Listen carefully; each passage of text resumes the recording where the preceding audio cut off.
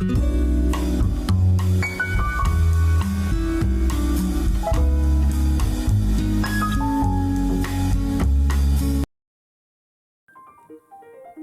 love monsters. Growing up, I admired these unique and bizarre beings for their looks, lore, and powers. But as I got older, my appreciation for them evolved. Now when I encounter a monster in a movie or book, I'm not just captivated by their appearance or abilities, but instead drawn to the roles they play in the story and what they represent. Throughout history, monsters have always held a deeper meaning. The word monster comes from the Latin monere, meaning to warn. As Amber Kelly writes in her article, Literary Blueprints of the Monster, quote, "Monsters represent human fear of the unknown, unnatural, and unexplained." I argue that all societies have three universals, regardless of time or place: death, taxes, and monsters. Whether it's Greek myths, Chinese folklore, or Aztec legends, humanity has always used monsters as a way to contextualize their fear of the unknown. As time passed, however, man's understanding of the world around them grew, and therefore their usage of monsters changed. In the 19th century, Gothic writers like Mary Shelley and Victor Hugo used monsters to reflect on societal ills like irrational fears, bigotry, and dehumanization. Their stories asked, who is the real monster? The creature, or the humans who created or persecuted it? By the mid-20th century, monsters on the silver screen began to take on different roles. Some were nothing more than spectacles of fear, like those of the creature from the Black Lagoon or Them, pure terror without much deeper meaning. However, one film in particular stands out as an exception to the rule. This movie masterfully blended the spectacle of its monster with a profound social commentary, leaving its mark as one of the greatest monster movies of all time. This film is none other than Godzilla.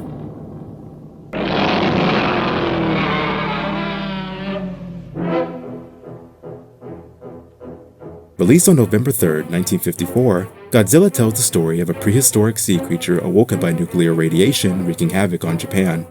Born from the fears of a post-war Japan, our titular character is one of the best examples of a monster used in media. So how did Godzilla manage to do this so perfectly? What made this monster so iconic? Well, that's why I'm here. Insert me, your favorite YouTuber and a human being. Today, I will run through Godzilla's history, design, symbolism, and implementation into the story to explain how the film perfected the use of its monster.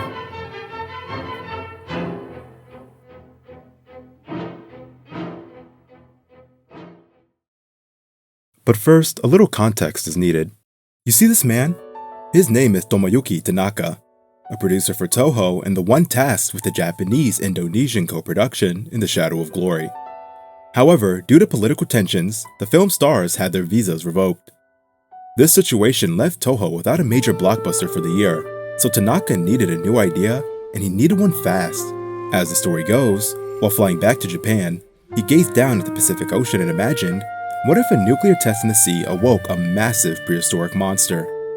He pitched his idea to executive producer Iwao Mori, who would only greenlight the project if Toho special effects director Eiji Tsuburaya believed it could be pulled off.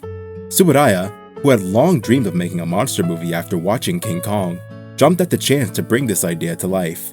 With him on board, the project moved forward.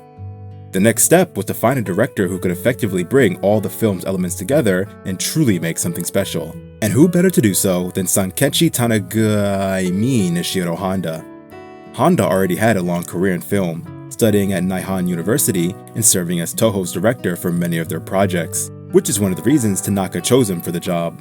The making of Godzilla was quick, with production beginning in July of 1954 and ending later that year.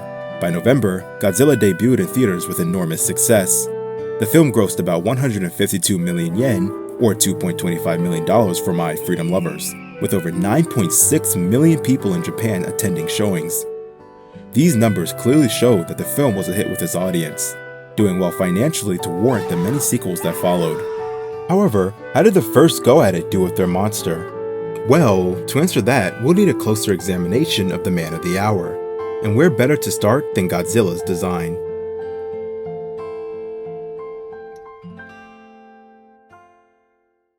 It goes without saying that a monster's design is very important. It's the first thing audiences latch onto, and usually the thing they best remember. When looking back at any of your favorite movies or books with a monster, I'm sure the first aspect you can easily recall regarding the creature is its looks. Because of this importance, the artist designing the monster must ensure that their work leaves the right first impression. Fortunately for Godzilla, talented sculptor Taizo Toshimitsu handled his design. He drew inspiration from the Rhedosaurus of the beast from 20,000 Fathoms, and real-life dinosaurs like the Tyrannosaurus Rex, Iguanodon, and Stegosaurus. His goal was to create something that felt both fantastical and grand. Standing at 50 meters, about 165 feet, Godzilla was a colossal figure that dwarfed any building in Tokyo at the time. This immense size was a key factor in presenting him as an overwhelming and unstoppable force. After 3 redesigns, Tsuburaya finally settled on a look for Godzilla, a small-headed, stubby-armed, rough-hewn plated look similar to an alligator, representing the scars from an H-bomb blast. This design not only gave Godzilla a distinctive and memorable silhouette, but also embodied the film's deep thematic elements, reflecting both the destructive power of nature and the horrifying consequences of nuclear warfare. Though physical attributes play a vital role in presenting a monster, entertain the Elk notes in his video, How to Create the Ultimate Movie Monster, that there is more to it. Details like a monster's sound are just as crucial as its physicality. For the sound of Godzilla, we'd have to thank composer Akira Ifukube, who also worked on the score for the film. Initially, he made the roar by blending animal sounds, similar to King Kong, but to no avail. He eventually landed on using a contrabass, loosening the strings and rubbing it with leather while playing it back at a reduced speed. This method is what gave us the roar that we have come to know and love. Through his iconic roar, Godzilla adds another layer to his monstrous presence, making him feel even more otherworldly. The loud, screeching sound, unlike any known animal, emphasizes his immense size and power, perfectly complementing his physical design. Together, these elements create a cohesive and terrifying force.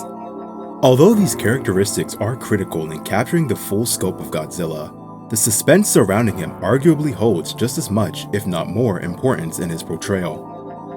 In the film, there is a clear effort to keep a level of mystery behind Godzilla's design. Early glimpses of him allow the audience's imagination to run wild, filling in the blanks with their own fears relating to the content of the movie. By the time Godzilla fully appears, the tension is palpable, adding more terror surrounding him.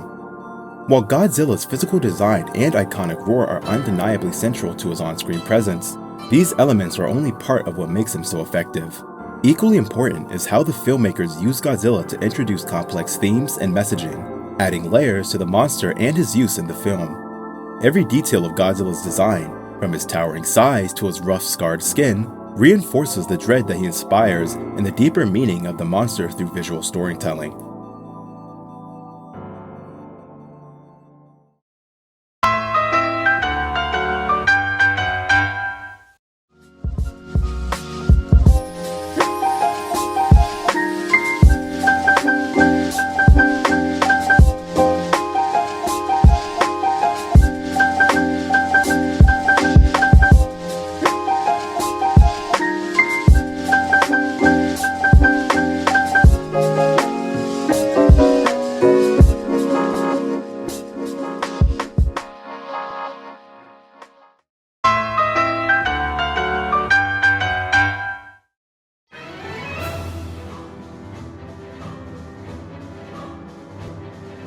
It's undeniable that Godzilla is a metaphor for nuclear weaponry. His powers, scarred body, and actions all tie directly to the bomb. More importantly, however, the history surrounding this film serves as the best evidence for why Godzilla is that metaphor. Let me break it down for you. By 1941, Japan had become a regional power in Southeast Asia, aligned with the Axis powers in World War II. Viewing the US as its biggest threat, Japan attacked Pearl Harbor, prompting America to declare war. After many key victories across the Pacific, like the Battle of Midway and Okinawa, the United States finally made its way to mainland Japan and faced 2 options: invade the island or use the newly developed atomic bomb. Then President at the time, Harry S. Truman, chose the latter, nuking Hiroshima and Nagasaki and promptly ending the war. Whether you feel this action was justified or not, it's hard to deny the scar it left on Japan's people, including the cast and crew of Godzilla. Ishiro Honda was no exception. Having been to Hiroshima after the bombing, Honda recalls how the experience inspired him. Quote, "Back then, it was said for the next 72 years, not a single blade of grass would grow there, and that really stayed with me. It's horrifying to make such terrible weapons and use them on one city and then another. It was that feeling for me as a director that meant I didn't hesitate one bit to make Godzilla come alive in the film.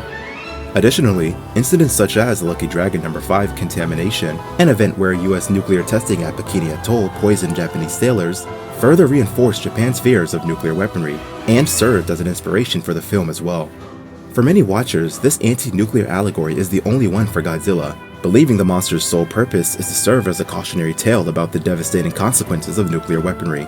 However, adhering to this perspective poses many problems. For starters, seeing Godzilla as just an anti-nuclear allegory inherently makes him anti-American, since Godzilla has to, by default, represent the horrors the US inflicted on Japan through the bombs. Though Godzilla has to have some inherent criticism towards the US given its content, adhering to this interpretation ignores the explicit imagery and dialogue in the movie that evenly criticizes Japan's behavior. Instead, others and I argue that Godzilla provides a more nuanced take than just bombs bad, and opens the door for a wider critique of warfare itself. In an interview published in Toho SF Special Effects Movie Series Volume No. 3, Honda notes that, quote, "Most of the visual images I got were from my war experience. After the war, all of Japan as well as Tokyo was left in ashes." He saw both American firebombings and the atrocities committed by Imperial Japan, witnessing both sides of the same inhuman coin. Because of these experiences, one could argue that Honda wanted to convey the overall horrors of war rather than provide a one-sided perspective.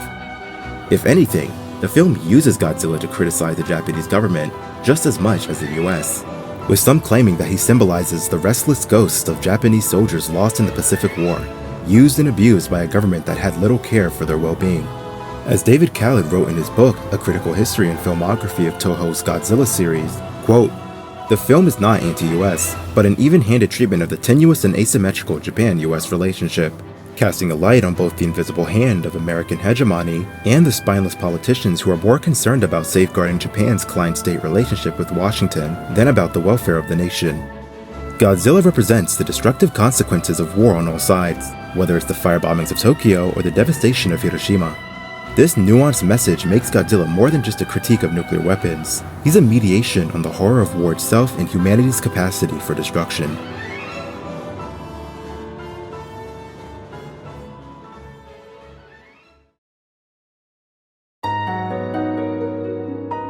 While Godzilla's symbolism is deeply tied to the ravages of war and nuclear devastation, his presence in the film serves an even greater purpose: to challenge the integrity of those who must face him. The key to any great monster is how it challenges the protagonist.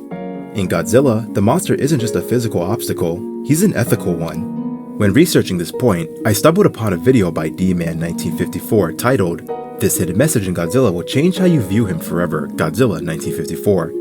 In it, he discusses how the mark of any great movie is one that can summarize its entire point through a key thematic question. For Godzilla, the key thematic question D-Man 1954 believes is asked is this: is there a justification for using weapons of mass destruction, and if so, what does it cost? Through the arcs of our main characters, we get an answer, one that reveals the heavy burden and cost of wielding such power. This moral dilemma is the obstacle Godzilla imposes on them, driving the narrative forward and deepening the connection between the monster and the characters, as Godzilla creates a hard choice for them that they must choose. Returning to Entertain the Elks video, he writes, quote, "All aspects of a movie monster should fit the larger demands of the narrative. Not only do they need to fit into the story world, custom designed to excel in the specific space in a way that only they can, but they also need to be able to test and challenge the main characters. They should reinforce the characters' deeper needs or anxieties, and also mirror their skill set and experience, making them the perfect person to be in the story." At the heart of the film's conflict is Dr. Serizawa and his invention, the Oxygen Destroyer. Unlike previous works such as Todd Browning's Dracula or Homer's The Odyssey, where the monster acts as a physical hurdle for the protagonist, Godzilla creates a moral dilemma they must confront regarding the use of superweapons in stopping a threat. For Dr. Serizawa, he faces fears relating to the use of the WMD, believing it'll open Pandora's box. This internal struggle, whether to sacrifice his ideals for the greater good, is what drives the narrative, eventually leading to him choosing to use the bomb after witnessing the aftermath of Godzilla's attack on Tokyo. Though Godzilla never poses a physical threat to the main cast of the story, his destructive rampage serves as a driving force in our characters' decision, a sort of fire lit under them that demands they make a choice lest they watch their country burn. This situation further reinforces the mirroring decision made by those who dropped the nuclear bomb on Japan. They too were faced with the difficult choice of setting a deadly precedence by using the weapon, or abstaining and losing more lives to end the war. When Dr. Serizawa finally decides to use the oxygen destroyer, sacrificing himself in the process, it's not just a victory over Godzilla, it's a sobering acknowledgement of the cost of wielding such power, and answers the previously asked question. While nuclear weaponry might be justifiable in extreme circumstances, the cost is immeasurable and, if used again, will demand an even greater sacrifice. It's fitting then that the movie ends with these words.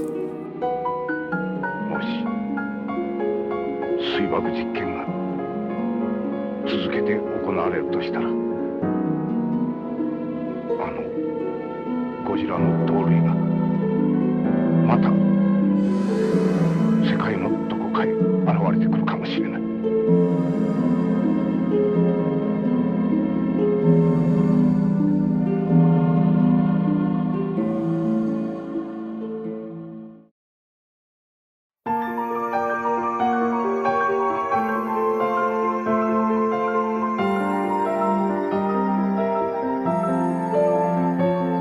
Godzilla isn't a perfect movie. The special effects were dated, the sound design was underutilized, and the drama stands as the film's weakest element. Yet, what sets Godzilla apart is its innovative approach to using its monster as a lens to understand the overwhelming and novel emotions Japan faced at the time. He embodied the consequences of war, the moral dilemmas we face when confronted with the hard choice of using superweapons, and the sacrifices that come with said choice. Through his design, symbolism, and addition to the story, Godzilla stands out as a well-made monster and something never before seen. A breath of fresh air that changed the game on how to use monsters in stories. It's rather tragic then to look back and see how critics at the time were particularly hard on the film because of Godzilla's use. In his article, Japan's Nuclear Nightmare, How the Bomb Became a Beast Called Godzilla, Peter Brothers explains that Japanese and American critics dismissed the film's urgent message, viewing it merely as a monster movie unworthy of deeper analysis. Oh, how wrong they were. Not only did Godzilla resonate with those who lived through the only nuclear bombings in human history, but also captured the imagination of millions across the globe, myself included. His enduring impact is a testament to the film's brilliance in using Godzilla, and shows how he surpassed his role as a mere movie monster to become something more. Despite the criticisms upon release, Godzilla has cemented his legacy as a masterful example of how a monster, when crafted with care, can transcend his own narrative and become something so special, so iconic, so perfect. Doesn't change the fact he got crossed up by Charles Barkley. Look at Randy Orton slithering. Watch out, watch out, watch out!